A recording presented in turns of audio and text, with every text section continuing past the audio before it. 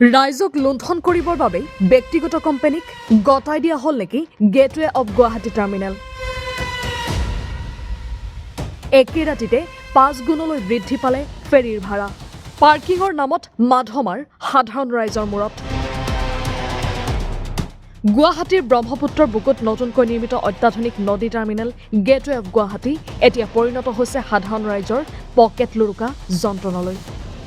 চৰকাৰী জল পৰিবহণ সেৱাক ব্যক্তিগত কোম্পানীৰ হাতত গতাই দিয়াৰ পাছতেই যাত্ৰীৰ ওপৰত মাধমাৰ সদায় অস্বাভাৱিক হাৰত বৃদ্ধি কৰা হৈছে টিকটৰ মূল্য আৰু পাৰ্কিং মাচুল উন্নয়নৰ দোহাই দি এতিয়া সাধাৰণ যাত্ৰীৰ পকেটত চকু দিছে কৰ্তৃপক্ষই ইয়াৰ পূৰ্বে গুৱাহাটীৰ পৰা উমানন্দলৈ যাবলৈ যাত্ৰীয়ে মাত্ৰ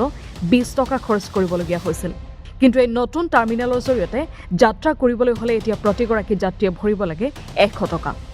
অৰ্থাৎ নিমিষতে সেৱাৰ নামত টিকটৰ মূল্য বৃদ্ধি পালে 5 গুণ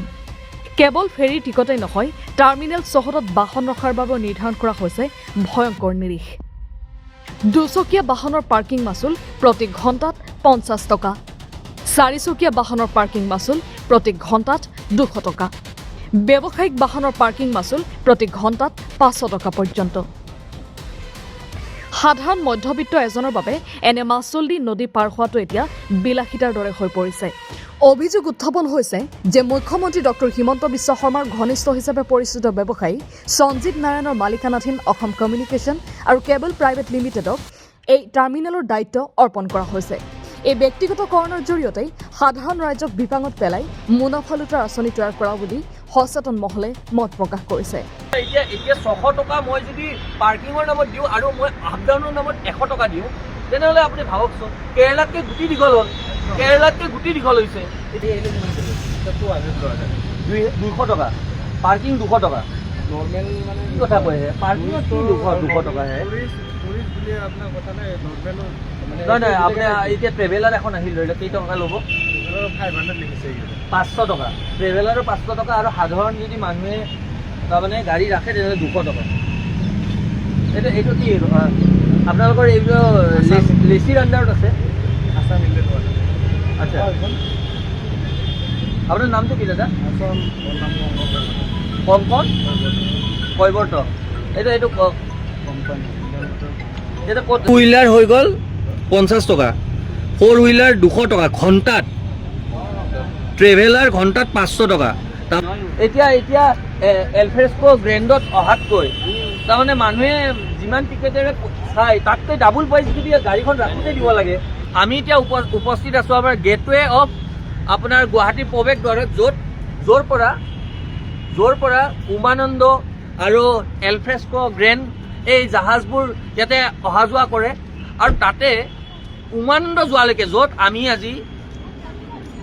প্ৰায় 6 মাহ আগলৈকে উমানন্দ গ'লে আমি 10 টকা বা 20 টকা দি পেলাই আপ ডাউন কৰিছিলোঁ তাতে উমানন্দ যোৱাত এওঁলোকে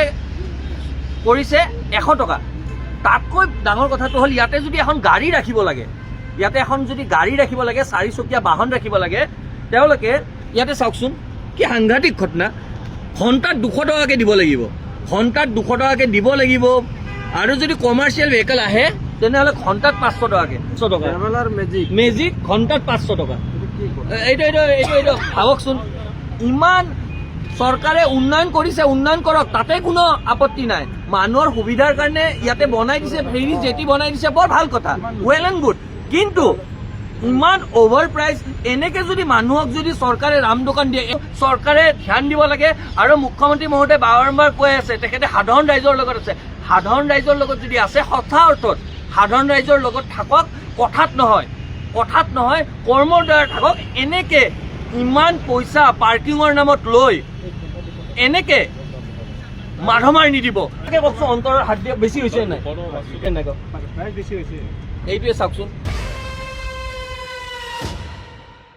চৰকাৰী সা সুবিধা আৰু উন্নয়নৰ ঢাক ঢোল বজাই অহা চৰকাৰখনে কিয় এইদৰে ব্যক্তিগত কোম্পানীক ৰাইজক শোষণ কৰাৰ সুযোগ দিছে তাক লৈ গুৱাহাটীবাসীৰ মাজত তীব্ৰ অসন্তুষ্টিয়ে বিৰাজ কৰিছে